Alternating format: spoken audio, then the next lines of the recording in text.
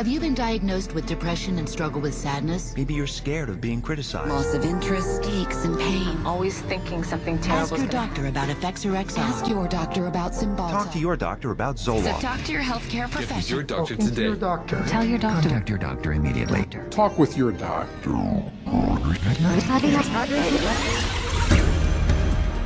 For mere end 40 år siden mødtes førende psykiatere i Puerto Rico for at udarbejde deres fremtidsvision. We see a developing potential for nearly a total control of human emotional status, mental functioning, and will to act. Deres plan var inden år 2000 at skabe en serie af psykiatriske stoffer, der kunne kontrollere alle former for menneskelig adfærd.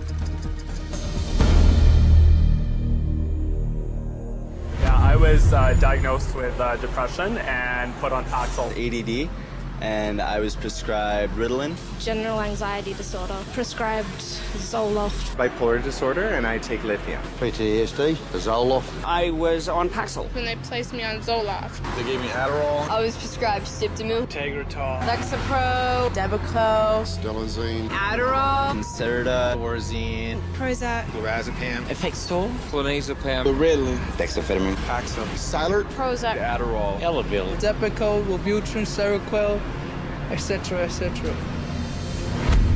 100 millioner mennesker verden over tager psykiatriske stoffer. Hvordan er det sket? Psykiatere har overbevist dem om, at de er syge.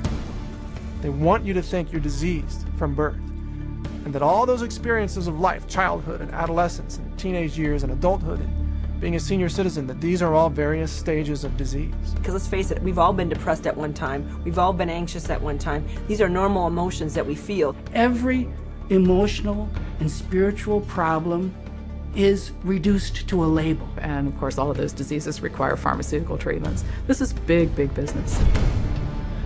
Mens de tjener gode lønninger og hævder at være lægelige eksperter, tilstår psykiater åbent, at deres fag ikke bygger på nogen videnskab. We don't really have any specific blood tests or other tests that are definitive for any mental illness whatsoever. It would be neat if it would become much more scientific. If you go to my office and you tell me that you're depressed, there's nothing, no blood sample or whatever, no tests. There are not current available tests to verify your diagnosis. I don't use any tests. You do not have a test to say, well, this is this disorder and this is the best medication for this disorder. For many years we thought we had the tests nailed down, but it turned out that they weren't of any value. If you don't know what's causing the symptoms, then to give somebody something to alleviate the symptoms is close to impossible. By the time a drug's approved and it hits the general population, we don't know even 50% of the side effects that are involved with that drug. And these pills cause heart attacks and liver problems and immune system problems and lots of other medical problems. So you're playing with fire. Hver dag forårsager psykofarmaka alvorlige bivirkninger. Og mens psykiatere og medicinalfirmaer fuldt ud kender farerne ved de stoffer, de sælger, er det deres intetanende kunder, som må leve med følgerne. Everything became worse.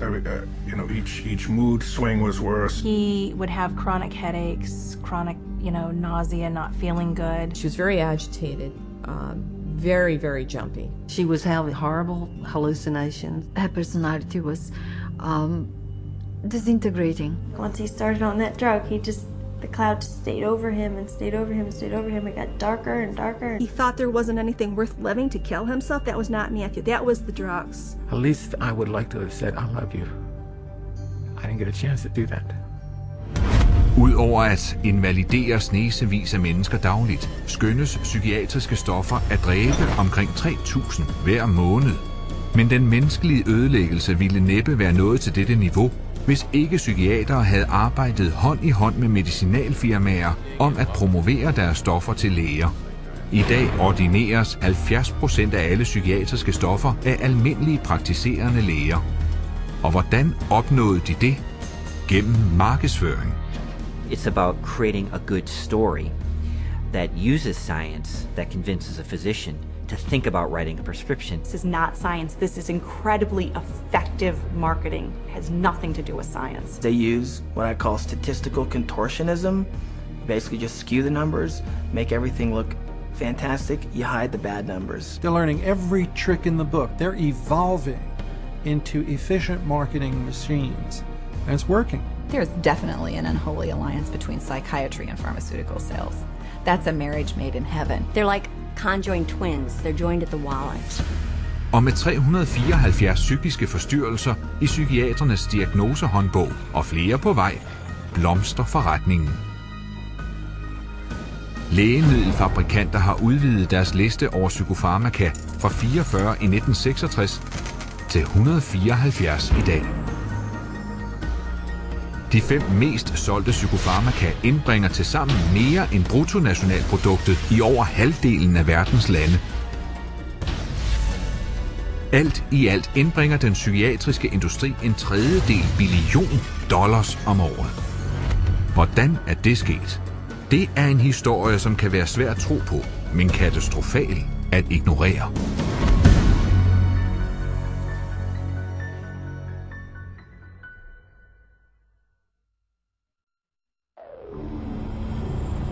We took him to a psychiatrist, and within a matter of minutes, yeah, she's ADHD, and here's your drug. Went on the Medicaid, and 5 minutes later, he was on Zyprexa. He saw the psychiatrist and prescribed the medicine for 20 minutes. The guy didn't even look at her. He talked to her a little bit.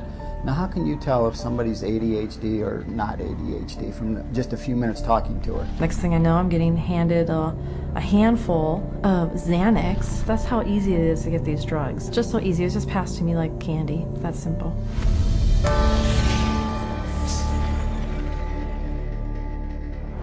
If a person were to walk in off the street, sit down with a psychiatrist, the chances of him being prescribed a drug before he were to leave the office, I would have to put it at 100%. Psychiatrists prescribe drugs. They might have different ways of diagnosing, they might have different ways of interacting with a patient, but it's rare to find a psychiatrist that uses no drugs. The psychiatrists today are, in quotes, admitting they can't cure these mental illnesses, and they're therefore going to manage your illness by using a drug. 50 years ago, a person who was going through a divorce would have relied on family, friends, clergy, and even the family doctor to a certain extent for conversation to work through the issue. They certainly wouldn't have been medicated. Det var før tiden med psykofarmaka. Psykiatere havde den laveste rang i lægeprofessionen og arbejdede næsten udelukkende i psykiatriske institutioner. Uden kurer var der ringe sandsynlighed for, at de nogensinde ville blive respekteret af offentligheden og lægekunsten som rigtige læger. Psychiatrists had for years been on the fringe of medicine.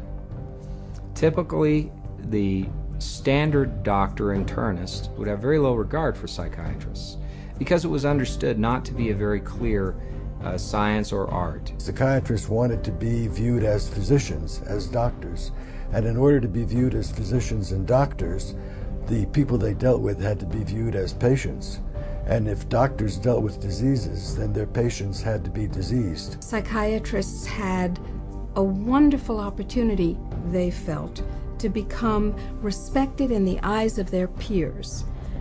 They raced to create a whole diagnostic book called the DSM, the Diagnostic and Statistical Manual, which was created by consensus. A group of psychologists and psychiatrists get together, and if they have made common observations, they have a vote and they now classify a new disease.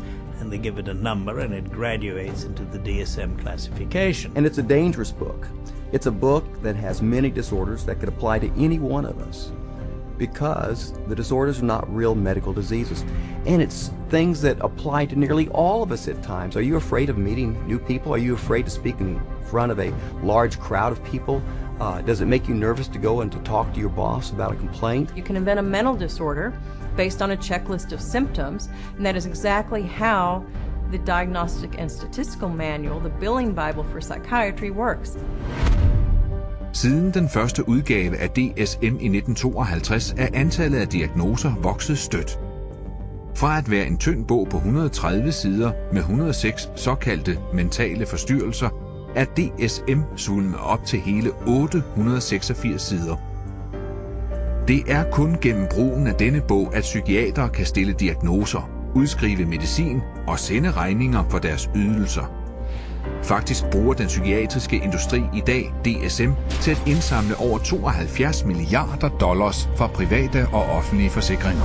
The DSM is used to diagnose and then give a label, and the label is used for billing purposes. That's how they get paid. You have to have a term in the Diagnostic and Statistical Manual in order to then call it a disease and treat it as a disease and write a prescription for it. And so because they can vote it in, they can create, and then the drug industry can just take over and market their drugs for those new disorders. And those drugs were welcomed by psychiatry leaders because it made us real doctors. Of course, first the public had to believe that there was something wrong with them, and that thing wrong was biochemical, and that could then be treated by a drug which was supposed to cure all. And so it was relatively easy, I think, to say, well, look, let's start looking at mental illness as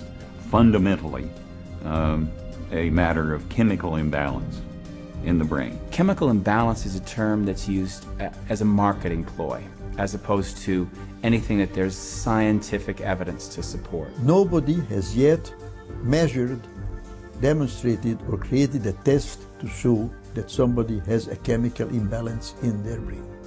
Period. How do you market a drug that restores the chemical balance or corrects a chemical imbalance? How can you do that in good conscience if you don't even know what one is? The whole myth of the chemical imbalance was created to sell drugs.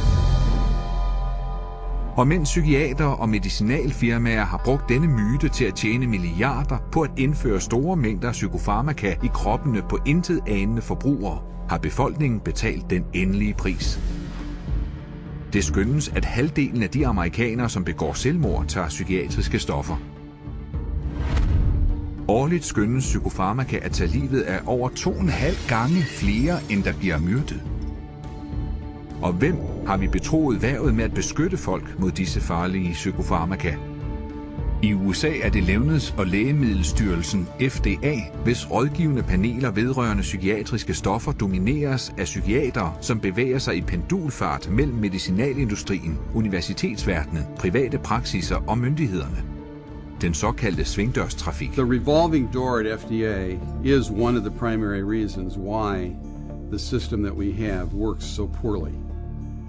That revolving door is a direct result of the fact that a group of people with the same mindset are put into positions of being regulators and in the position of being formulators and sellers and marketers. The panels that are formed by the FDA to evaluate these drugs, the psychiatrists who are on those panels, almost all of them have conflicts of interest where they have directly or indirectly received funding from the very industry and the very parties within the industry whose drugs they are evaluating. So there's this tight little relationship between psychiatry, pharmaceutical industry, and FDA where they each mutually support each other, and yet the mental health of the population does not improve.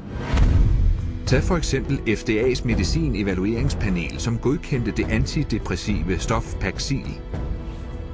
Alle psykiater på dette panel har finansielle forbindelser til medicinalindustrien. Og disse interessekonflikter har været så hyppige, at de har ført til en kongresundersøgelse. When I check these advisory committees who make recommendations to the FDA, and they're always approved after the advisory committee, I found that there were conflicts of interest. I found that many of the people on the advisory committees had never filed a proper report on stocks and bonds that they owned that might be viewed as a conflict of interest, and they're by law supposed to do that.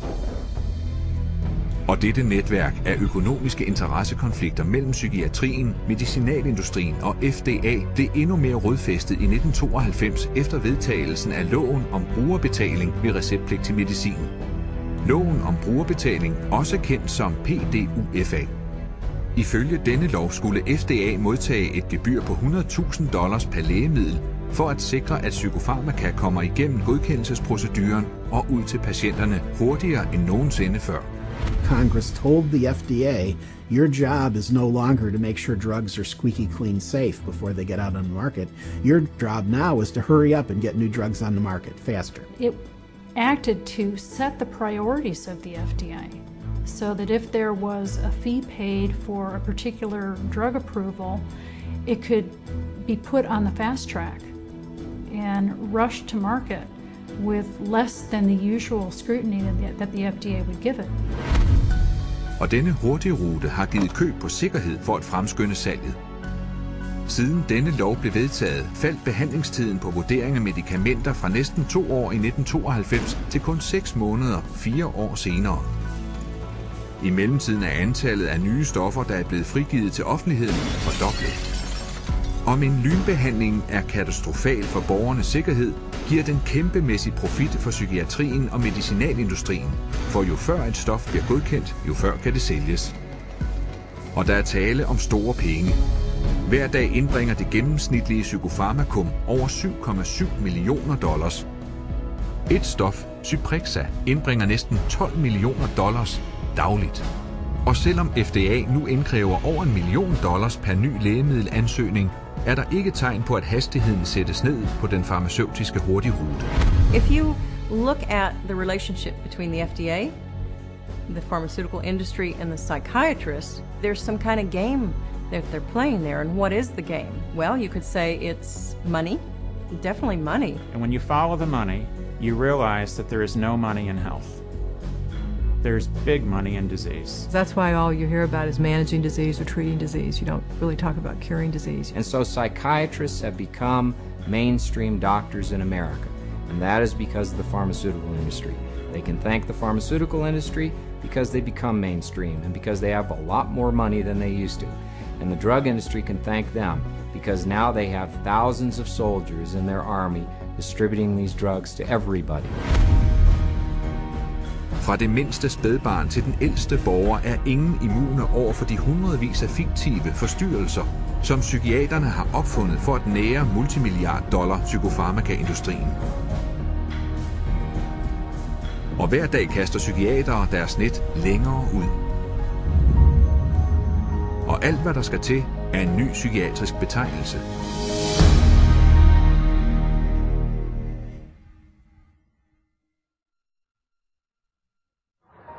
How many people do you know who have been diagnosed with a mental disorder? One. With a mental disorder? 2. I'm sure a couple. I know a few.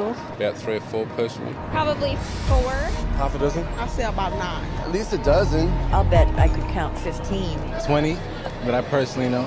My oldest son is diagnosed. My mother was diagnosed. Kid from my childhood. My friend and ex-boyfriend. Just my grandfather and cousins. A friend of mine, friends. A sister, my neighbors. 2 friends, a girlfriend. A niece, 1 friend. My mother. All my friends, everybody I know.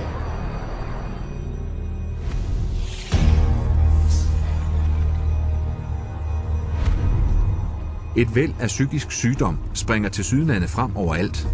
Men hvor kommer den fra? Psykiatere, hvis diagnostiske og statistiske håndbog kan stemple enhver, der i dag betræder denne jord som psykisk syg. Psychiatrists, I believe, they look at every human being and they divide humans into 2 classes: clients and potential clients. We see this no more prevalent in any field than in the field of the mental disorders, where one disease after another is invented and then popularized and the public is made to worry about it. It's a disease mongering. It's the selling of sickness. You know, sometimes it's a drug in search of a market, and it's giving public awareness to minor conditions with the ultimate goal is to sell more medications. It's not caring for people. When you run out of symptoms, you don't have any more clientele to market to. So you have to invent disease. And with psychiatric medications, you can invent diseases all day long. Look at human variation. Everyday things like shyness, sadness, or even situational depressions like grieving, postpartum depression. They all become studied, and prescriptions start to get written for these drugs. Before these drugs were introduced in the market, people who had these conditions would not have been given any drug at all. And so it is the branding of a disease, and it is the branding of a drug for the treatment of a disease that did not exist before the industry made the disease. En aktuel sag. Generthed, der er almindeligt forekommende i livet, bliver af psykiater stemt ind i deres diagnostiske og statistiske håndbog under betegnelsen social angstforstyrrelse. You know, people are nervous. Well, they come up with, say, social anxiety disorder. SAD, they'll call it SAD. And the connotation is that everybody ought to be happy, and that here's a drug that can make you happy. So that a common occurrence, which is every now and again everybody's sad, we ought to be treating with a drug.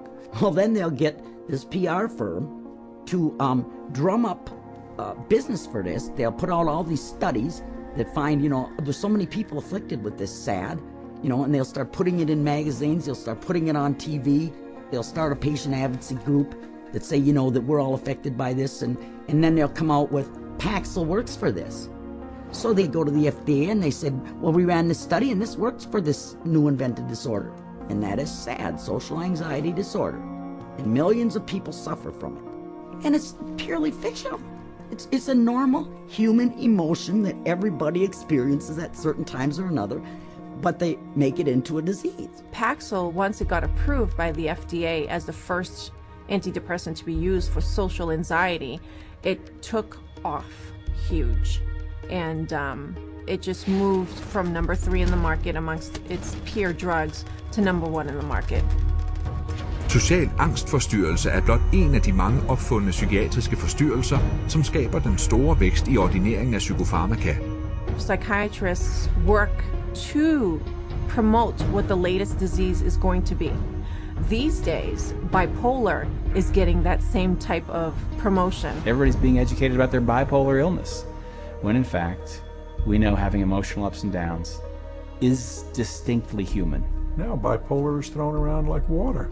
You've got bipolar, I have bipolar. If I'm up today, I'm manic. If I go home tonight and I'm depressed because I'm tired, that shows I have bipolar disease. It's a lot of hokum. Have you ever worried with seeing all the increased media on it that you might have a mental disorder? Yes. And which one is that? I would say bipolar. You know, they talk about bipolar a lot. Bipolar. I've known a lot of bipolar. 2 friends from both of them were like diagnosed with bipolar. My neighbor, she was bipolar. I was diagnosed with bipolar. My mother had bipolar. He was actually bipolar.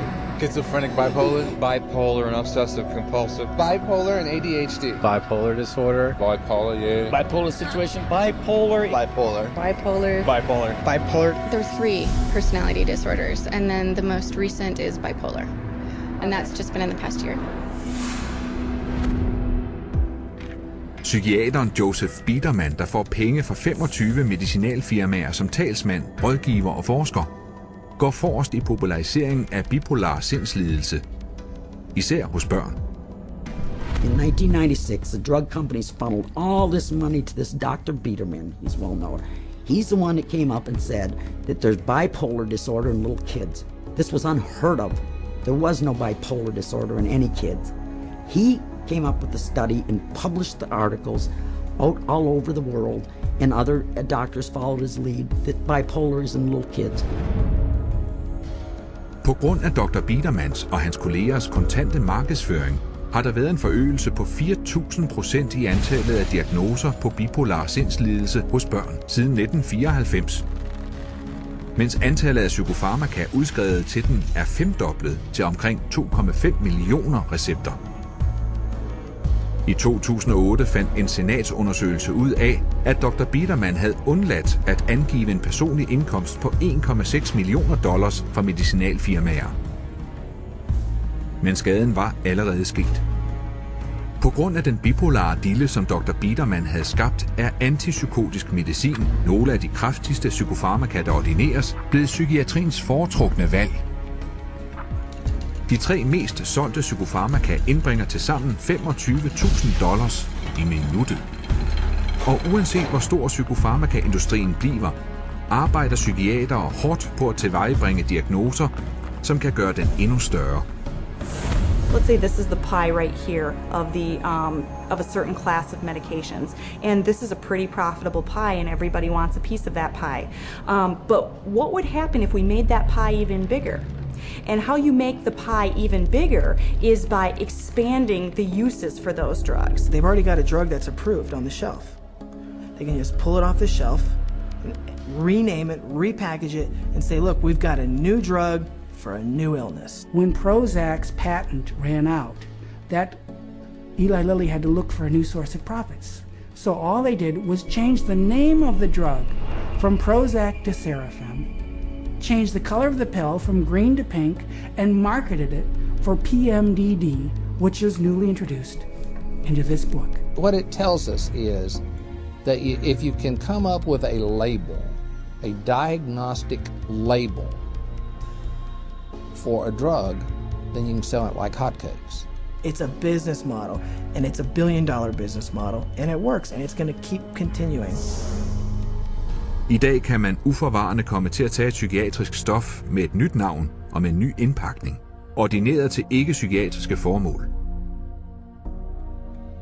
Syban, udskrevet som en kur mod rygning, er faktisk det antidepressive middel Velbutrin. Cymbalta, der er et psykiatrisk stof mod depression og angst, markedsføres nu som Jentreve mod ufrivillig vandladning. Psykiatriske forskere afprøver psykofarmaka på så forskelligartede tilstande som fedme, alkoholisme, ludomani, hedeture, herpes, kvalme, kløe, rysteture og folk, der hele tiden hiver sig i håret. Der findes en pille mod alle lidelser, og stort set ingen får at vide, hvor farlige psykiatriske stoffer er. As a chemist, I'm making these drugs. They're proving deadly in our labs, and they're proving deadly in other labs. Dangerous, ineffective, causing the exact same thing they're supposed to treat. How are they selling them? For anyone who's given a label of a psychotic illness, drugs seem to be the automatic choice of treatment as night follows day. That's all psychiatry does. It's dominated by psychopharmacologists who do nothing but manage symptoms by dispensing pills. That's it. And they don't work. But the fact that they don't work works to the advantage of the drug companies and the psychiatrists, which means that you're not cured, which means that you're a patient for life, you're a customer, you're a client for life. And the worse your health gets, the more drugs you need. It's a great deal for them. We should all be up in arms about the way we're being treated by psychiatry today. This is a very dangerous industry that has gone so far overboard in inventing fictitious diseases and drugging our children and our population that I consider it to be engaged in crimes against humanity. Med over $80 milliarder årligt på spil i den psykiatriske medicinalindustri, er det umuligt at undgå, at nye psykiatriske sygdomme bliver ved med at blive opfundet i dagens samfund. Men bag markedsføring lurer en hemmelighed, som ville chokere psykiatriens kunder. Hvordan bliver disse stoffer testet? Og er de sikre at anvende?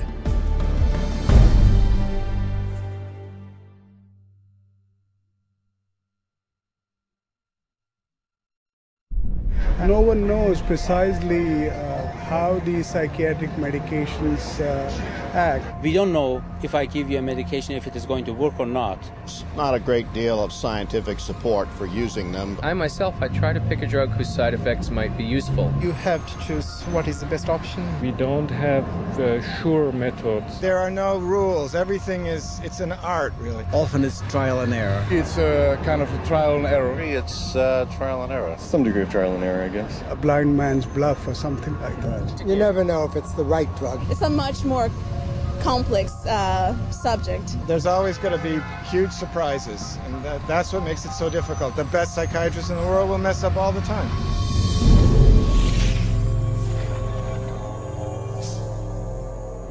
The American public is being treated as a mass medical experiment. We are all being treated like guinea pigs by the pharmaceutical companies, the psychiatric industry, and the FDA. They are basically testing drugs on large parts of the population without really knowing what the results are going to be. It's a very dire situation that we're facing. We're talking about people's health and in many situations people's lives. These are very serious issues. Da psykofarmaka er farlige kemiske forbindelser, reguleres de strengt af myndighederne i hele verden. Og alle nye stoffer skal gennemgå forskellige tester for at beskytte befolkningen, inden de godkendes til brug. When a pharmaceutical company develops a new drug that they want to send to the market, what they do is they have to run it through clinical trials. They have to be able to provide to the FDA safety data to say this is a safe and effective drug. In clinical trials, psychiatrists are engaged to do the research. And we could bank on the fact that these psychiatrists are tied to the pharmaceutical companies. And the psychiatrist puts their name on there, they're seen as an expert. Talking mental drugs, who writes them? It's psychiatrists. So that's how it works. It's a terrible system. The desperate thing about it is that it's all dressed up in the name of science. It's not science at all, it's pure marketing.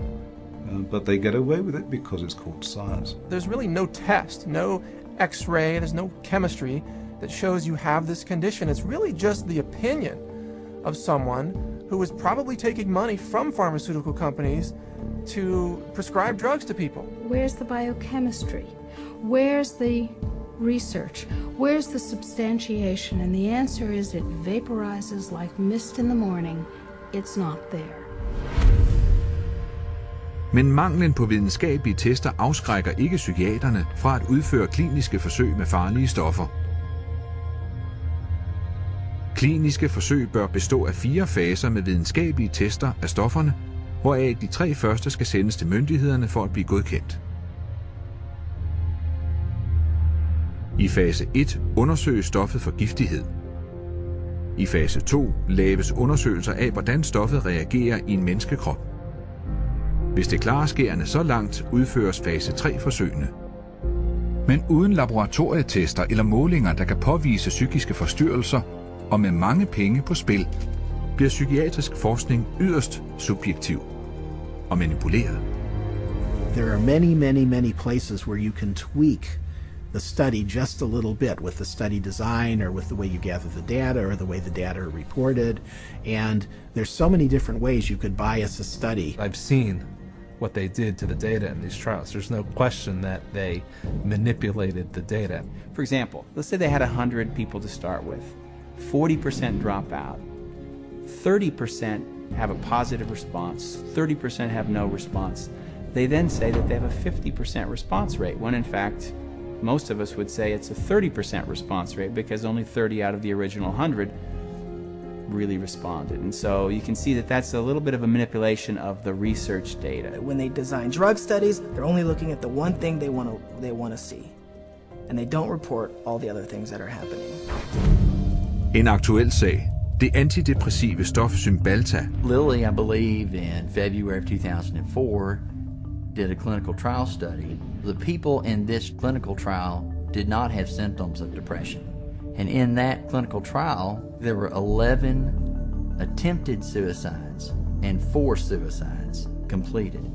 One of which was Tracy Johnson, 19-year-old college girl. She did not have any symptoms of depression, and yet this drug pushed her to commit suicide by hanging herself. That shoots the theory down that they say that, people get suicidal because of the, underlying illness that people kill themselves, that these weren't suicidal people to begin with. These weren't depressed at all. These were healthy people. Herefter fulgte en massiv mediedækning. Men psykiatere i FDA's evalueringspanel for lægemidler ignorerede dødsfaldet og godkendte Cymbalta den efterfølgende august. One of the reasons why we have underestimated the potential of some psychiatric antidepressant drugs to actually trigger a suicidal kind of behavior in people is because the people who designed the research study didn't include in the research questionnaire this suicidal behavior. And then you can report that we had 0 incidents of this type of behavior among our subjects. And then the response is trumpeted as if there's something magical about it, when in fact what's happened is a whole statistical tap dance routine that violates good science. However, on the basis of that kind of phony trial, the drug can be marketed. Keep in mind that when a drug is tested in the clinical trials, it's only a very short period of time. The final phase of testing can be anywhere from 5 to 6 weeks. The longest of those studies was 8 weeks. The shortest was 4 weeks. So these are not long-term studies. I think most physicians and most people taking the drugs assume they're long-term, 1 year, 2 years, 3 year studies. They're not. They're very, very short studies. I find it pretty outrageous that we can base a multi-billion-dollar industry on a few 6 or 8 week clinical trials where antidepressant medications beat a sugar pill by a few percentage points. Det er på grund af ensidig forskning som denne, at psykofarmaka med potentielt dødelige bivirkninger rutinemæssigt godkendes af FDA-paneler til livsvarigt brug. Hvordan kan det være? Fordi stofferne er meget indbringende, og FDA-paneler domineres af dem, der vinder på at godkende dem. The FDA panels that evaluate these drugs are largely psychiatrists. So all of a sudden you discover there are 20 different pharmaceutical companies paying them, either grants or honorary or some other way. They're getting paid by the pharmaceutical industry. If you have a psychiatrist who works at the FDA, he could also be being paid by industry. He might sit on industry panels or discussions or get paid to be a speaker.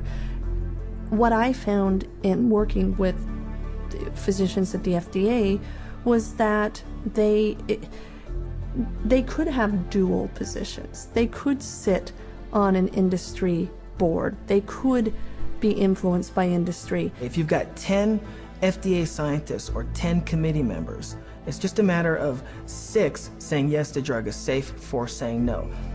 And in almost every single case, those 6 saying that the drug is safe and effective always have pharmaceutical ties. They're getting paid, they're getting funded somehow or another. Have you been diagnosed with depression and struggle with sadness, trouble sleeping, anxiety, or low energy? Ask your doctor about Effexor. Når fase 3-godkendelsen er i hus, begynder markedsføringskampagnen. Men mens psykiater allerede er begyndt at markedsføre og ordinere disse stoffer i hele verden, er der endnu en fase, der skal gennemføres. Fase 4. What phase 4 clinical trials are is when they've actually gotten the drug approved and then they get it into the general population so that we finally find out what it does when it hits ethnic populations, women, children. Then we see who dies, who has seizures, who has deformed children, who has epilepsy, who has diseases downstream, whose heart stops. The public is the clinical trial. That's where we find out the problems with these drugs. This is an experimental stage, and it's so much so that one consumer protection group has advised patients that they refuse a prescription for any drug that hasn't already been on the market for 7 years. So if you're taking a drug that's only been out for a year or 2 or 3, you are a guinea pig. Og eksperimenterne slutter ikke der.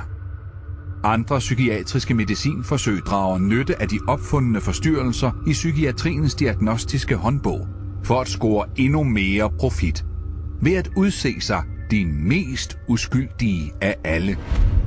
If they test their drugs on children, then they get a 6-month extension on their exclusivity period or patent period. Det psykiatriske medicinforskningscenter i Texas bruger reklamer til at lokke frivillige børn. Og så snart de er indenfor, fristes de med det simpleste af alle tricks. This is where they're going to be playing. We have Game Boys, we have Xbox, we have 5 TVs. They come in here and they help themselves to crackers, cookies, free candy, free crackers. Everything is paid for. You don't pay for anything. Men disse goder er kun lokkemad for at overtale børn til at indtage kraftige psykiatriske stoffer, som vides at forårsage selvmord og voldelig adfærd i deres egen aldersgruppe. These are drugs that would cost maybe several $100s a month in a pharmacy. They actually are getting them free in research. We love children, and we just love children because they're our future. By conducting those tests on children, they get a financial incentive that's worth over $1 billion. Those are the facts. You make of them what you will. Med den slags penge på spil er forsøg med psykofarmaka på børn løbet løbsk. 323 igangværende eller færdiggjorte undersøgelser. Heriblandt et forsøg i 2003 med et antidepressivt middel mod præmenstruelt syndrom. Those drugs which are barely more effective than placebos often have huge side effects which are dangerous and even deadly to people. Families don't know the risk. If they actually were aware of the risk and believed it, no one would take that risk. The psychiatrist she didn't say one word to me about what was going to be the effects of the drugs. No side effects listed, no. Well, let's sit down, we have to talk about this. At that point in time, he said, well, this doesn't have that type of reaction on any children, you know, that it's very safe. If he had told me then what I know now about it, I never would have taken it. She said, oh, Beth must have been on Paxil. That's the only way she would kill herself. And I said, well, what is this? How do people know this? I didn't know anybody would know something like that. And we went on the internet, and all of a sudden you find out it's not uncommon. But it's not uncommon for people to become psychotic on these drugs. We're entitled to know the truth before we give a mind-altering drug to our children, our wife, our mother, our father, ourselves. We don't really know what they're doing. That's what scares me. It's all made up theory. There are no facts about what these drugs really do. And if someone said, well, we don't know what this is going to do to you, good or bad, would you take that medication? Now that is not the practice of medicine. That's the practice of marketing. And this practice of marketing is taking lives. And the poor patient doesn't even know it. Men under testningen og markedsføring af psykofarmaka har penge forrang for sikkerhed. De 10 mest ordinerede psykofarmaka indbringer over 26,5 milliarder dollars årligt. Mere end dobbelt så meget som de nye penge, der årligt sendes i omløb af de amerikanske seddelpresser. Men for at tjene den slags penge, må psykiaterne først overbevise det vigtigste markedssegment af alle. De, der udskriver recepterne.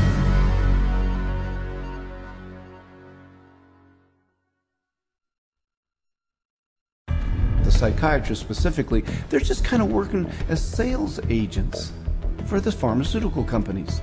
There's nothing like another doctor touting the benefits of your drug to drive market share. They're an extended part of the marketing arm of these companies.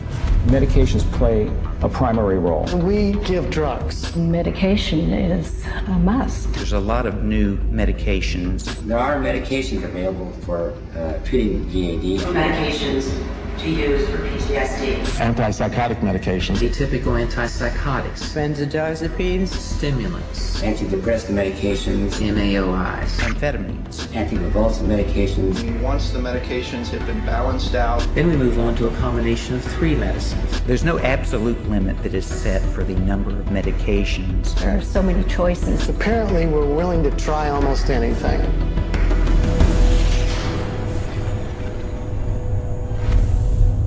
Psykiatriske stoffer kan ikke sælges uden recept, så medicinalvirksomheder ansætter psykiater til at promovere dem til deres receptudskrivende kolleger. Pengesporet begynder i verdens mest prestigefyldte medicinske fakulteter, hos yderst indflydelsesrige universitetsansatte eller akademiske psykiatere. Gennem deres blåstempling tjener medicinalfirmaer milliarder på psykiatriske stoffer. There are a lot of academic psychiatrists especially who have ties to 10 or 15 or 20 different pharmaceutical companies, and so they're making a very large amount of money. Whether they're professors or whether they work at big, medical institutions, those drug companies will make sure that they've got them on the payroll somehow. They'll have this person feed this information to their other peers, but it's all being motivated through monies being funded by pharmaceutical companies. About 40% of the early stage marketing dollars for pharmaceutical companies go straight to these thought leaders, psychiatrists. Disse økonomiske arrangementer med såkaldte vigtige meningsdannere er meget indbringende. De bedste akademiske psykiater kan personligt få over $500,000 om året fra medicinalvirksomheder. These people are still considered the stars of their medical centers because they bring in all this great money from the pharmaceutical companies, and that helps keep the coffers of the medical center full. Universities receive a lot of money from the pharmaceutical industry. Drug companies are building buildings right next to the medical school. They're funding research right and left. The University of Michigan Depression Center received, I think it was $750,000 from Eli Lilly, and all they do down there is crank out this biological view of psychiatry and mental illness and depression. I det akademiske psykiatere høster millioner i medicinpenge til deres universiteter, er det næppe overraskende, at pensummet fokuserer på psykofarmaka. Training programs in psychiatry, the majority of them now are drugs first. You're really a psychopharmacologist in a way when you come out of a psych residency training program. Even when I went to medical school, psychiatrists did talk to patients. Now all they do is write a prescription and send them away. A psychiatrist is trained for one purpose, to administer psychiatric drugs. Akademiske psykiatere indoktrinerer ikke blot fremtidens læger, de promoverer også disse stoffer intensivt til deres kolleger. Først ved at skabe kliniske studier, der fremstilles som uvildig forskning, og som fremmer såvel en opfunden psykiatrisk forstyrrelse som et stof til at håndtere denne. Disse studier placeres i professionelle tidsskrifter, så de kan blive læst af deres kolleger og citeret i medierne. Men hvad læserne ikke ved er, at disse psykiater slet ikke tog del i hen ved 50% af forsøgene. One of the most unethical practices we're aware of is ghostwriting of journal articles, where somebody at the pharmaceutical company will write the paper, and the academic physician will put his name on it and get it published in a major journal when he maybe changed 3 or 4 words in the whole article, and the article was basically written as a marketing tool by the drug company, and yet this academic puts his name on it as if he's the author. He has had no part in the study, and also he probably hasn't even read the study results, but he is prepared to receive $10,000–$20,000 to put his name at the front of the research, which gives it added authority. Spøgelseskriveri er så udbredt, at selv den psykiater, som leder FDA's afdeling for evaluering af sikkerhed for psykiatriske stoffer, har fået sit navn til artikler skrevet af spøgelseskribenter. The average physician picks that up and reads it. He believes it. And it's not a mystery that he would believe it. It seems reasonable that it's in black and white, it's in a good journal, it's in the New England Journal of Medicine, it must be true. Disse tidsskrifter bliver ofte sendt gratis til psykiatere og læger, i det de foregiver at være sand medicinsk forskning. Og hvorfor er de gratis?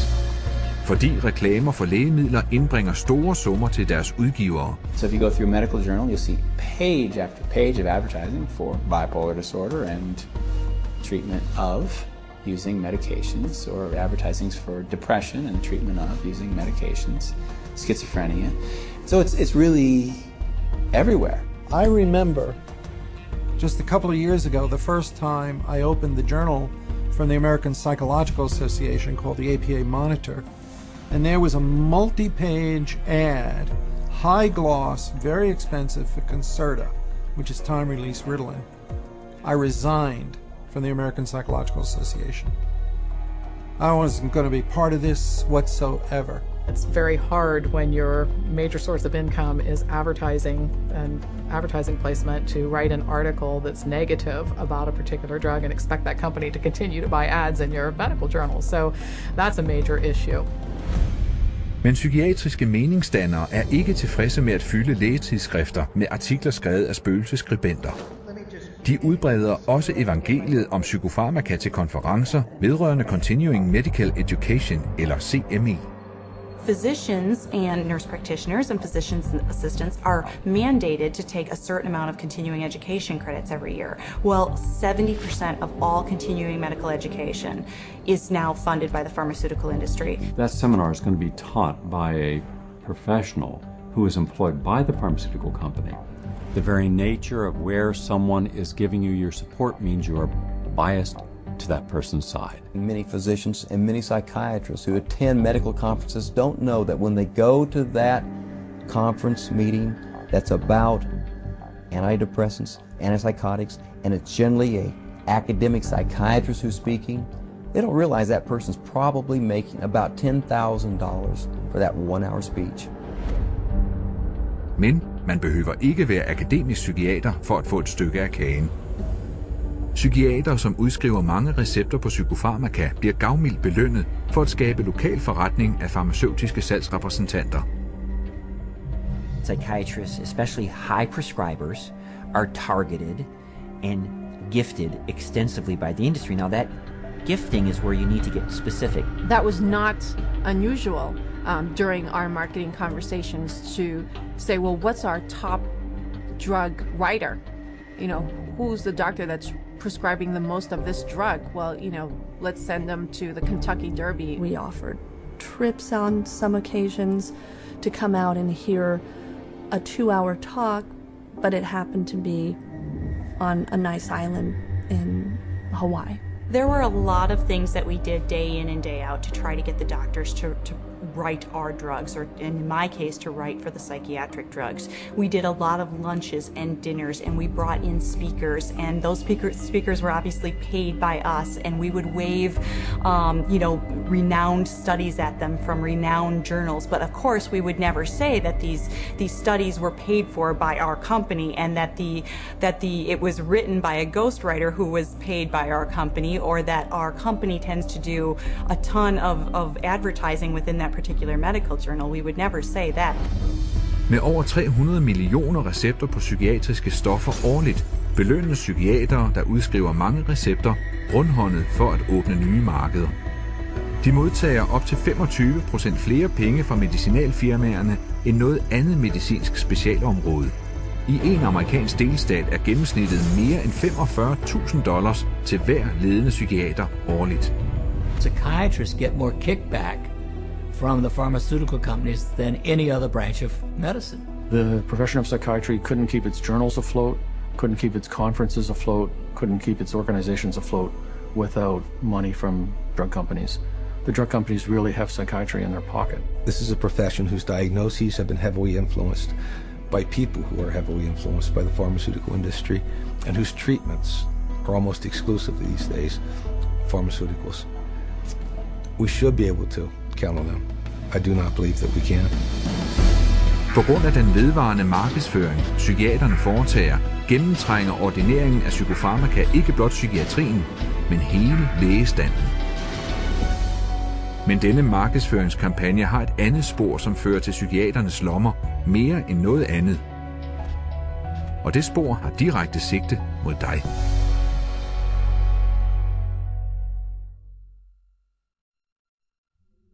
Abilify helps control symptoms of bipolar mania. Ask your doctor about Effexor XR. Axel, the most prescribed medication of its kind. Prozac Weekly is here. Zoloft, a prescription. Seraphim. EMDD. And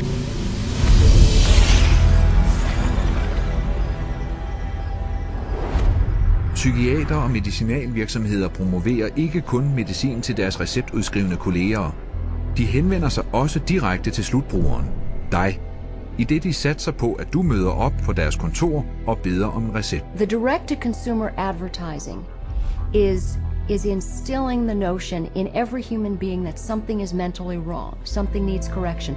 That drives people to see a psychiatrist to help to mitigate this by dispensing the medication, by dispensing a drug that they have had pushed on them on countless television ads, countless magazine ads, and countless print ads that say, hey, there's something wrong with you, go get help for it. Ingen steder er denne eksplosion af reklamer direkte til forbrugeren mere tydelig end på tv. Det har ikke altid været sådan. Indtil for nyligt var der strenge restriktioner på at reklamere for psykiatriske stoffer på tv. Men i 1997 blev FDA overtalt til at slække på reglerne vedrørende reklamer i medierne. I direkte modstrid med artikel 10 i en international FN-traktat. Every 5 minutes there's a new drug ad. And this is not by accident, this is cold, canny, scientific design. The ads are fundamentally of two types. One type of ad is a effort to try to get the patient to take the drug company's drug. Abilify helps control symptoms of bipolar mania and reduce. But then the second kind of direct-to-consumer advertising is the you're sick and you didn't know it advertising. You could be suffering from generalized anxiety disorder. Because they want to create sales, so what they're going to do is tell people, do you have these symptoms? Do you have this disease? Do you have this particular condition? But they hit it so hard on television that people say, ask your doctor, ask your doctor. Every commercial is a referral to the doctor. See, they're working for each other. Ask your doctor about Cymbalta. Depression hurts. Cymbalta can help. I can go to my doctor and say, here are my symptoms, and walk out with the prescription I want. I can ask for a drug by name, and most of the time I'll be given the drug. So basically I'm my own doctor. The industry defends what it's doing by saying this is some kind of public health education campaign. And I'm sorry, I think if you go to an advertising agency, you're advertising. Fra starten af har markedsføring af psykiatriske stoffer på tv været enormt succesfuld. Alene i de første 3 år er salget af psykiatriske stoffer skudt i vejret med 250%. Med bruttosalg, der nu når rekordhøjder, bruger medicinalindustrien $2,9 milliarder om året alene på tv-reklamer. Og så snart folk er blevet ført ind i psykiaternes konsultationer, kan de fanges af et andet reklametrik. Gratis vareprøver.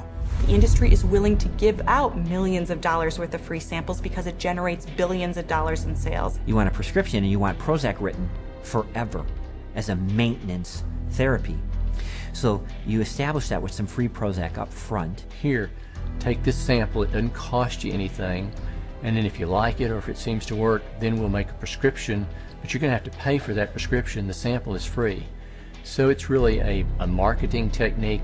They got a cash cow. Zero refill means you've got to go back to the doctor for another consultation, for another subscription, and it just goes forever. This is business. This is money. Nogle forbrugerreklamer kamufleres som offentlig information. Psykiatere optræder regelmæssigt i medierne og advarer befolkningen mod de seneste epidemier af psykiske sygdomme. Og faldbyder deres seneste gennembrud. De skriver artikler, der placeres i aviser og ugeblade, som fremmer deres kampagner for mental sundhed. Selv patientgrupper, som giver såkaldt upartisk information om psykiatriske stoffer, viser sig ved granskning at være frontgrupper, som er finansieret af medicinalfirmaer og styret af psykiatere. They were started specifically by the industry themselves, and the public isn't informed of that. You know, it's basically a great big lie to the public that they think they're going to a charitable organization that has their best interest at heart. Aktuel sag. Børn og voksne med opmærksomhedsforstyrrelse eller chat er den største og mest velfinansierede frontgruppe for producenterne af stimulerende stoffer. Stephen Plock er forhenværende leder inden for chat. When I became the CHAD coordinator for Las Vegas, they gave me a manual, and in it said, we want to provide unbiased information to help and support people who have ADD. For the next 30 days, we put 22 parents and their kids on a program with lab tests to find out what their causes were, eliminated their causes, they got prescription-free, medication-free, side-effect-free, and they got better with their self-esteem, and they became actually happier, healthier, and more successful. Chad found out about this, called me up and says, we do not allow people to talk about nutrition in any of our seminars. We only prescribe going to a psychiatrist who will only prescribe drugs and therapy. So they said you can no longer work with us, and they fired me for simply recommending that parents go get a lab test, find out what the causes are, and eliminate the causes. They do not allow that. They only allow medication and psychiatric treatment. Psykiatriske patientgrupper promoverer også behandlingen med psykofarmaka ved at udsende en masse reklameundersøgelser forklædt som lægelige spørgeskemaer. You can take a survey of maybe 16 questions. And if you are a normal human being who's lived through ranges of emotions of normal life experience, if you've known the exhilaration of the birth of a child, a niece, a nephew, and the devastation of a divorce and the loss of dreams, and answer honestly to those questions, you will diagnose yourself as bipolar. And the instructions that come back along with the diagnosis or the warning that you're probably bipolar say, print this out and take it to your doctor. Og hvor nemt er det for enhver at gå online, besvare spørgsmål om typiske livssituationer og blive diagnosticeret med en psykiatrisk forstyrrelse? Her er nogle tilfældigt udvalgte frivillige, folk i alle aldre, som lever normale liv. Do you feel sad, blue, unhappy, or down in the dumps? Sometimes. I've had periods of great optimism and other periods of equally great pessimism. Yeah, that happens a little bit. I get tired for no reason. Sometimes. My life is pretty full. Nah, not really. For no apparent reason, I sometimes have been very angry or hostile. It's hard for me to concentrate on reading. I am restless and can't keep still. My heart beats faster than usual. I have trouble sleeping, shortness of breath. Gained weight. Trembling hands. I have an idea that most of these are going to be sometimes. Everyone has. As in everybody? Somewhat. Somewhat true. Just a little. Oh yeah, yeah. Alright, my score totaled 42. Bipolar disorder, moderate to severe symptoms. Wow. Answer reflects on the presence of depressive symptoms. Currently suffering from an anxiety disorder. I may be suffering from bipolar 1. Minimal to mild depression. An obsessive compulsive disorder. Guess that means I'm psycho. Guess I'll go to a psych. Try to see if I could work it out, get some meds or something. Alt i alt blev 50% af disse hverdagsmennesker tildelt en psykiatrisk diagnose og fik besked på at søge behandling. Således kunne halvdelen af USA's befolkning, næsten 150 millioner amerikanere, klassificeres som psykisk syge. Now you have a direct line of consumers just walking in with a little pre-survey that says that they potentially can have bipolar, ADHD, stress, anxiety, any of those categories, and they just need to take this assessment tool and say, okay, that basically that is what you have, and here's your drug. Og psykiatere råber nu op om, at sådanne vurderingsredskaber skal gøres obligatoriske. Tag Teen Screen. Under dække af at være et program til at forebygge selvmord, gives psykiatriske test i skolerne for at diagnostisere børnene og give dem medicin. Børn såsom Chelsea Rhodes, som tog afsted til skole en morgen som en gennemsnitlig teenager og vendte hjem med en psykiatrisk diagnose. The Rhodes family in Indiana, their young girl went to school one day, and all of a sudden they told her they were taking her into her room, and they move her into her room and give her the 10-minute teen screen test. And shortly after taking the test, she's pulled aside in the hallway and she's told she has two problems, basically two mental problems. One, obsessive compulsive disorder, and social anxiety disorder. Her parents were stunned, dumbfounded. They didn't know the teen screen was going to screen their child. They had not been asked permission. People at school had told her that she was mentally ill with these two conditions based off of a computer test that took her 10 minutes to answer. One of the questions was worded if Chelsea went out a lot. She answered no. We'd ask her why she answered that way. She said, because Mom, you and Dad don't allow us to go out on school nights. I have to be home to do my homework and take care of our household chores. The other question was, do you ever feel nervous or anxious when you're in front of a group of your friends or peers? Chelsea answered yes. She explained to us that because when she has to stand up in front of a group of people and give a book report in one of her classes, she's very nervous. You know, I'm 43 years old and I'm nervous in front of every one of you today, but that doesn't make me mentally ill. I absolutely believe that the survey for Teen Screen was intentionally structured to flag as many children as possible as having a possible mental health problem. Og hvem skabte Teen Screen og skrev spørgeskemaet? Dr. David Schaffer, en psykiater med mange forbindelser til medicinalindustrien. Schaffers spørgeskema er langt fra videnskabeligt. I sine egne undersøgelsesresultater indrømmede Schaffer, at 84% af alle studerende fejlagtigt blev udpeget som selvmordstruede. Men han sagde ikke, hvor traumatiske følgerne kan være. Alaya Gleason var kun 11 år, da hun tog en screening-test i mellemskolen i Texas. It was 7th grade, and they had all the girls go into the cafeteria because they said that a lot of girls have depression, so they was working on some depression screen. Next thing I know, there's those middle schools tell my husband and I that CPS is there at the school taking a layer because she's suicidal. I'm like, suicide? I'm not trying to kill myself. I love myself. I've always loved myself. So I don't know if she was even at the school or they'd already taken her away. When they took her layer, my girls and I, we didn't sleep for about a good 3 days. For the first 3 days, because my house was empty without her. And they was making me sign papers talking about if you don't take these medicines, you can't see your parents. So they was telling me, you know, if you take your medicine, you can see your parents. My daughter was on 22 different types of medication that this one psychiatrist gave her. They drugged me up so bad that they said they had to drag me. And I used to wonder how I got to my room. When I saw for myself what they were giving her and how much and how often, I just thought, they're gonna kill this child. And the parents were helpless. Then after a while, that's when I was just like, I'm not about to take no more medicine until I call my parents. And then that's when they was like, okay, well, we're gonna give it to you anyways. They restrained me and shot me up. I was in 4 points. They laid me out on my stomach with my feet like this and tied me up. One day, they must have put her in about 12 restraints in one day. They said I was restrained about 70 or 80 times. After a couple of months, they was like, you know, your parents don't want to see you. They don't want to talk to you or anything. So I was really hurt. We tried everything. Nobody know. We didn't know what hospital. We didn't even know where they taking her. After 2 weeks, you're supposed to hear, or you're supposed to be able to see your child. They didn't give me that. I didn't see Alea till 6 months later. But I was a good child. I didn't deserve for that. And it messed up a lot of things. To this day, I still wish that I could just go back and be like, man, you know what, I'm not even gonna take the test.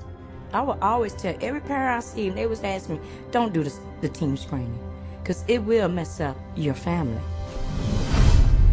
Psykiatriske screeningprogrammer som disse vokser hastigt frem. Teen Screen screener for øjeblikket 100.000 af skolebørn i over 500 amerikanske skoler i 43 stater. Has nothing to do with helping kids, has nothing to do with mental health, has nothing to do with medicine. It has everything to do with the pushing of drugs. So it presents itself as being a wonderful, altruistic program, whereas in fact, I believe its cold-blooded and cold-hearted intent is to recruit more children into the very subjective diagnoses of mental illness and to treat those kids with medication. Men fremstødet med psykiatriske stoffer holder ikke op i klasseværelset. Lovforslag er på vej om, at alle borgere skal screenes for psykisk sygdom, heriblandt ældre patienter, krigsveteraner og gravide mødre. Alt sammen betalt af dig. Psychiatrists benefit from both ends, from the pharmaceutical end for being paid to write the prescription, and then from the patient for being there to receive the prescription. It's an industry that cannot allow the human condition to go unmedicated, and I think this is where the problem begins. If everybody considers themselves to be sick in some way or more than one way, and that the only control, the only hope for their happiness is to be on pills for the rest of their lives, that's the goal. The pharmaceuticals and the psychiatric community are in a cleanup, and that's what it's all about. It has nothing to do with helping our kids or, you know, their mental health. It's all about money.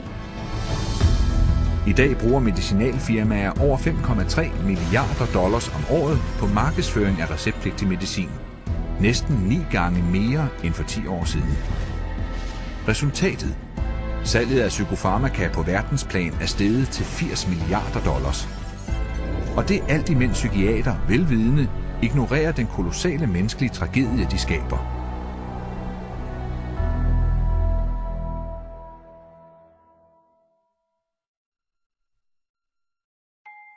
I'm 10 years old, and I'm going to read, I think, the side effects of a drug called Daytriana. The drug Adderall. Luvox. Cymbalta. Gyudon. Lexapro. Namenda. I have a question. Where do I find the side effects? How do I read it if it's so small? Just a bunch of letters squished together. I can't read this. This is the side effects of the drug. Side effects. Stroke. What the heck? Speech disorder. Eye disorders, vision blurred. Dry mouth. Nervous. Tremor. Dizziness. Delirium and coma. Tardive dyskinesia. They experience worsening of their depression. Aggressive reaction. Paranoid reaction. Psychosis. Serious cardiovascular events. Other serious heart problems. Heart failure. What? Suicide. Suicidal thoughts. Suicidal thinking and behavior. Increases the risk of suicide. An increased risk of death. Sudden death. These guys must be kidding. Wow. This is a guess. Seeing this on a warning label, does anybody have any clue what they're putting their kids into? This isn't good.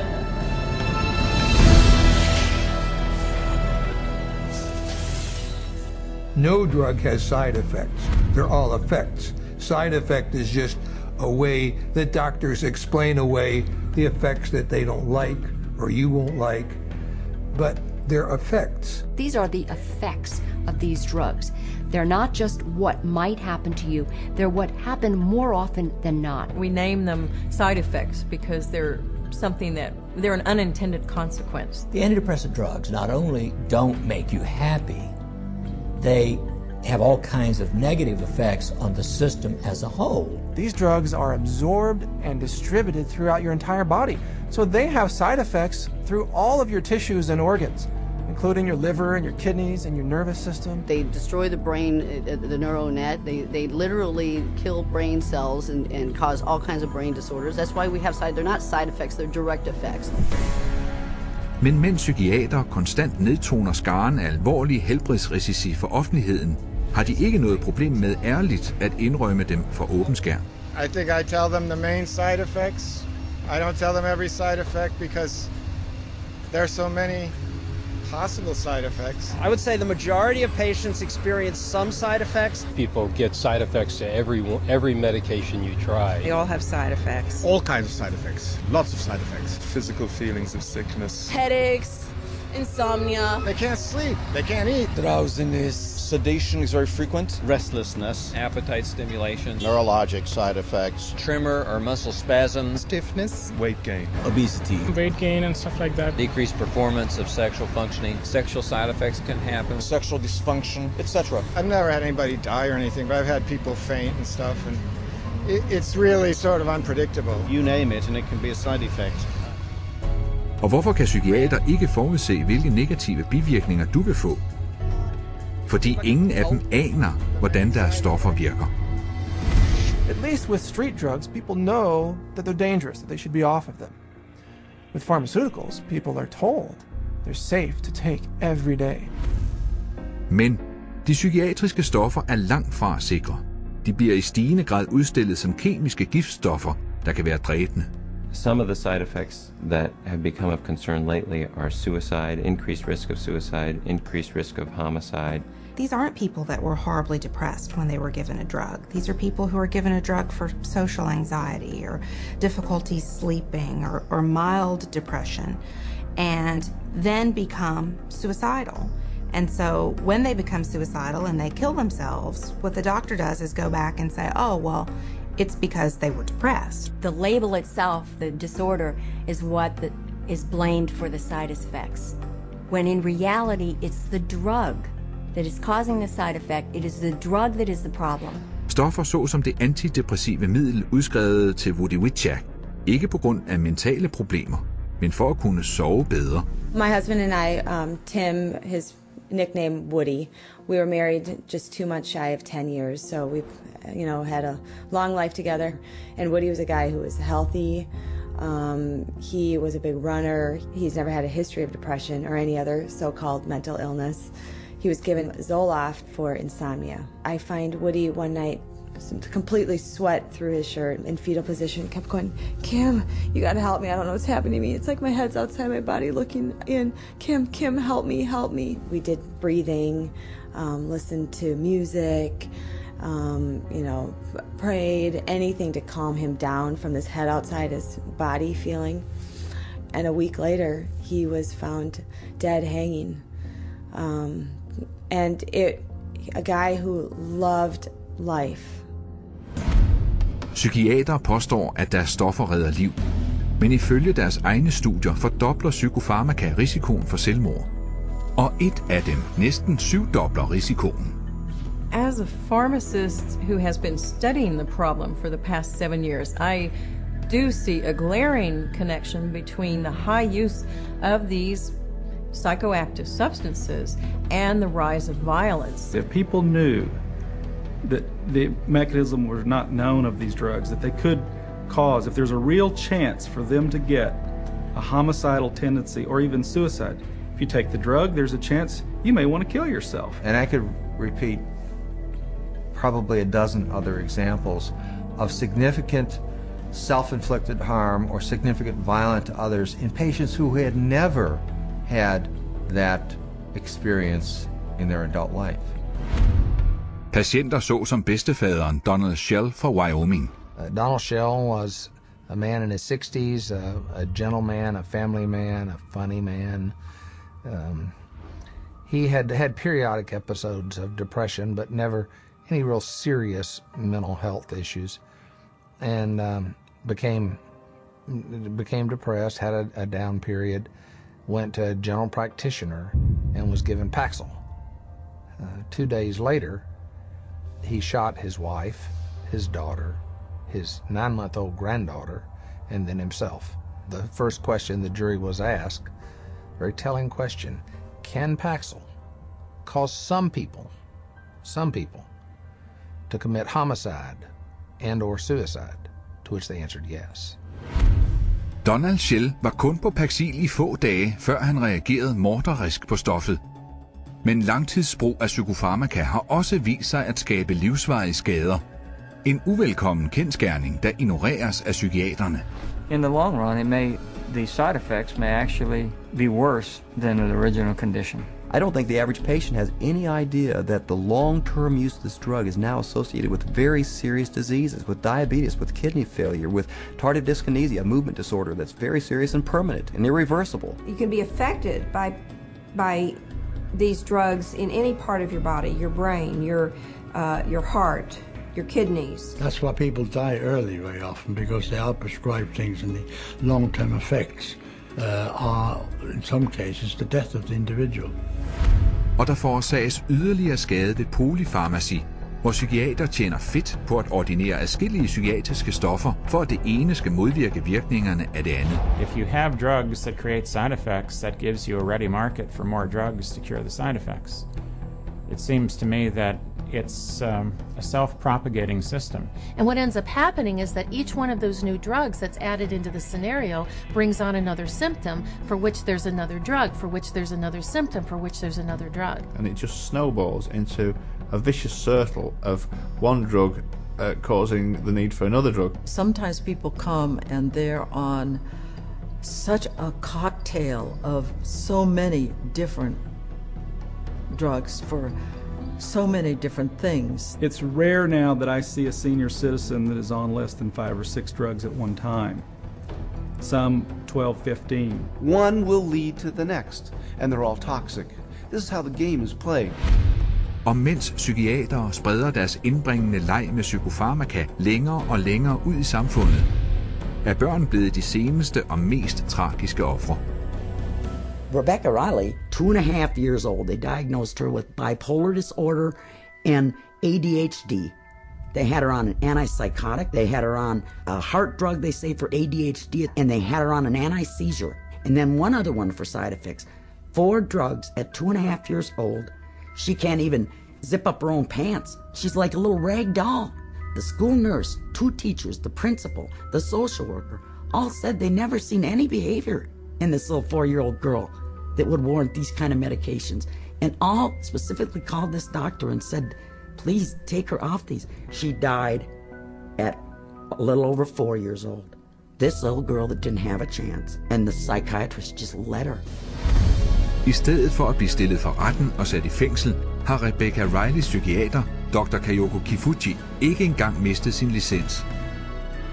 Man kunne spørge sig selv, hvordan psykiater slipper afsted med det. Svaret ligger i det juridiske princip, som kaldes standard of care.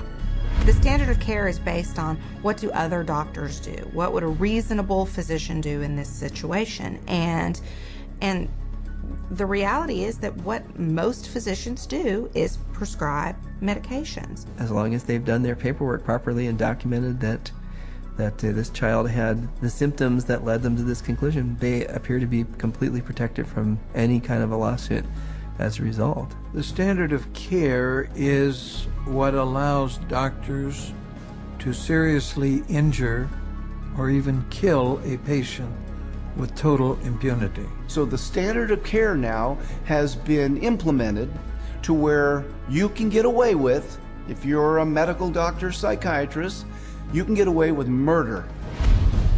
Og dødstallet fortsætter med at stige. Psykofarmaka skønnes nu at dræbe 42.000 mennesker hvert år. The cost to society is very real and very devastating. But the medicine they're practicing isn't real. It's a hoax. Profit always comes before patient safety, and they take a very short-sighted view. It's all about how can we make money today, not what price are we going to pay tomorrow. The trail of destruction that a psychiatrist leaves in his path is of no concern to that guy. It's all about money. Mange penge er på spil. Psykiatrien omsætter i dag for over $300 milliarder, uden at helbrede nogen. Og mens stadig flere gennembrud bliver lovet af psykiatere, fortsætter det samlede antal af syge, skadede og døde ofre med at vokse. Uden beskyttelse er det offentligheden, dig, som må klare sig selv.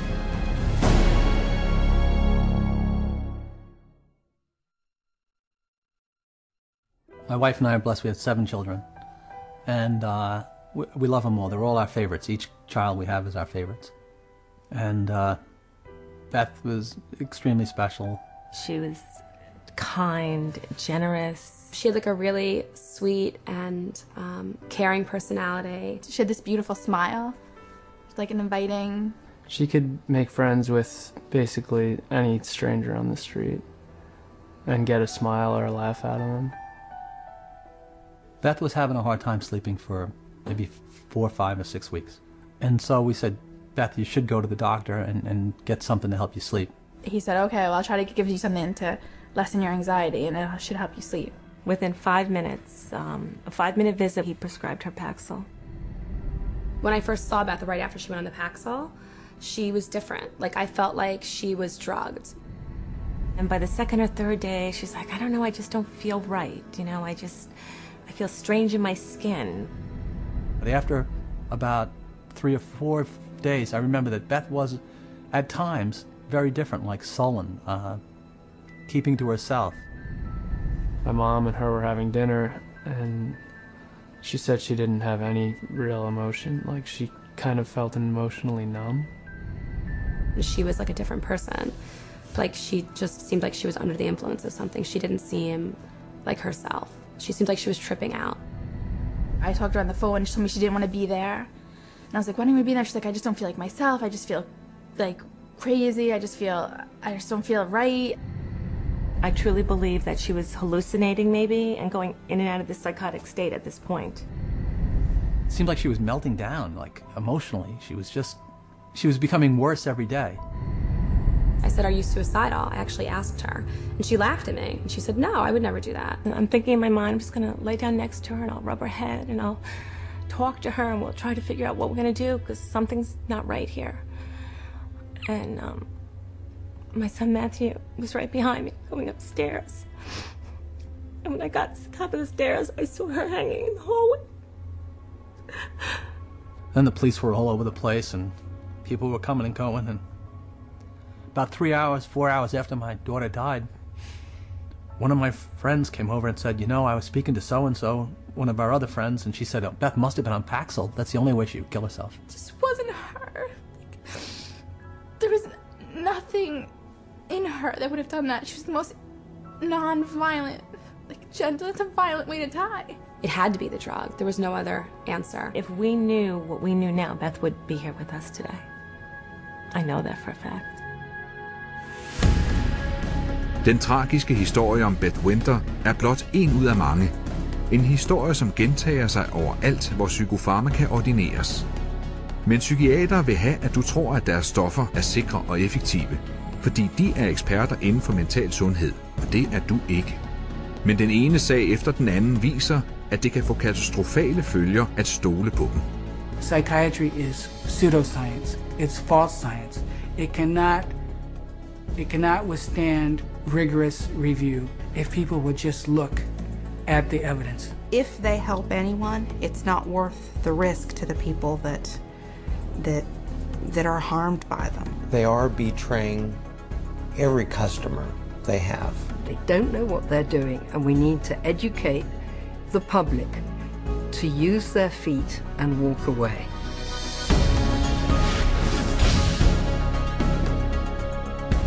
Hvordan kan folk blive mere oplyste? Ved at påberåbe sig en vigtig rettighed inden for lægebehandling, som er velkendt blandt psykiatere, men ikke for patienter. We want to be able to present the patient with alternatives. And one of the central ideas in ethics is informed consent. The components of informed consent are letting the person know, first of all, what the diagnosis is and what it's based on, so that they can say, this is why we need to treat you. And secondly, what the treatment is. Every patient in the healthcare system has a right to informed consent. That is, they have a right to be told the risks and benefits of the treatment, the risks and benefits of alternative treatments, and the risks and benefits of no treatment at all. Patients should be totally informed, fully informed about every medication that the psychiatrist offers to them to take or says they should take. Og undersøgelser viser, at meget lidt fuldstændig og præcis information om psykiatriske stoffer når frem til offentligheden. Så hvad ville fuldstændig informationspligt vedrørende psykiatriske stoffer bestå af? Disse læger og medicinske eksperter har omfattende erfaring inden for emnet. Deres første punkt. Psykiatriske forstyrrelser er ikke egentlige sygdomme, der kræver lægebehandling. It's true that there's no biological findings that really support any of these psychiatric diagnoses being medical illnesses. And the burden of proof really is the other way around. It's not that you have to prove that there is no biological science. The burden is on psychiatry to prove that there is. There's no blood test. There's no lab test. There's no x-ray.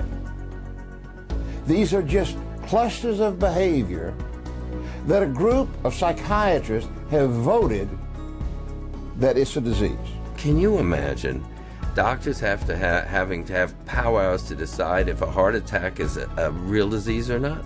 No, they don't have to decide that. They don't have to have a vote on that. They should be asking the doc, geez doc, where's the chemical test for that?